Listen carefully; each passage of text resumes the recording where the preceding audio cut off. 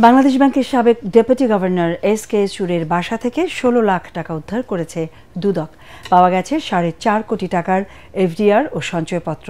সকালে তার ধানমন্ডির বাসায় অভিযান চালায় দুদক। এছাড়া দুর্নীতির অভিযোগে সাবেক কৃষিমন্ত্রী আব্দুস শহীদ ও মন্ত্রী পরিষদের সাবেক সচিব কবির বিন আনোয়ারের বিরুদ্ধে মামলা করেছে দুদক। আর সাইমা ওয়াজেদ পুতুলের নিয়োগ দুর্নীতি অনুসন্ধানে বিশ্ব স্বাস্থ্য সংস্থা সহ বিভিন্ন দপ্তরে চিঠি দিচ্ছে কমিশন। রিপোর্ট মাহবুব কবির চপলের। সাবেক ব্যাংক কর্মকর্তা এস.কে সুরের বাসা যেন আরেক ব্যাংক। বিভিন্ন স্থানে সুরক্ষিত রাখা হয় টাকা, কিন্তু সুরক্ষা দিতে পারেননি বাংলাদেশ ব্যাংকের রিজার্ভ। তিনি ডেপুটি গভর্নর থাকার সময় ২০১৬ সালে $10 কোটি চুরি হয়, যার সাথে তার সম্পৃক্ততার অভিযোগ আছে। দুর্নীতির মামলায় গত 14 জানুয়ারি এস.কে সুরকে গ্রেফতার করে দুদক। আমরা একটা জব্দ তালিকা করেছি এবং দেখতে পেয়েছি যে এখানে ১৬,২৫,০০০ টাকা নগদ টাকা আমরা পেয়েছি এবং এছাড়াও সঞ্চয়পত্র, বিমা, মেয়াদি আমানত, ফিক্সড ডিপোজিট সহ প্রায় ৪,৪৫,০০,০০০ টাকার ডকুমেন্ট আমরা পেয়েছি।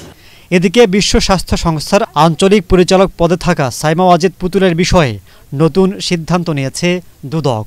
নিয়োগ জালিয়াতির অভিযোগ অনুসন্ধানে সংস্থাটিতে চিঠি পাঠাবে কমিশন।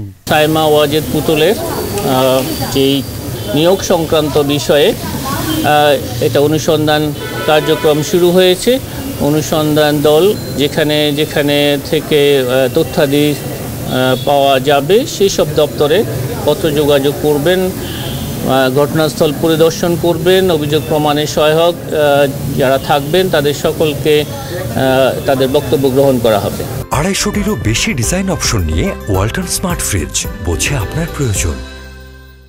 এদিন ৩৫ কোটি টাকা অবৈধ সম্পদের অভিযোগে সাবেক কৃষিমন্ত্রী আব্দুস শহীদ ও তার স্ত্রীর বিরুদ্ধে মামলা করেছে দুদক। আর ৩০ কোটি টাকার অবৈধ সম্পদের অভিযোগে মামলা হয়েছে সাবেক মন্ত্রী পরিষদ সচিব কবির বিন আনোয়ার ও তার স্ত্রীর বিরুদ্ধে। তদন্তকারী দল বা যে ক্ষেত্রে অনুসন্ধান চলছে, অনুসন্ধানকারী কর্মকর্তা তারা এখতিয়ারবান, তারা ফৌজদারি কার্যবিধি অনুসরণ করে যে যে পদক্ষেপ নেওয়া প্রয়োজন হবে সবকিছুই করবেন। দুর্নীতির মামলার আসামিদের গ্রেফতারে অভিযান জোরদার করা হবে বলে জানান দুদক মহাপরিচালক। পর্যায়ক্রমে সবকিছু আসবে এবং মাহবুব কবির চপল, ATN বাংলা, ঢাকা।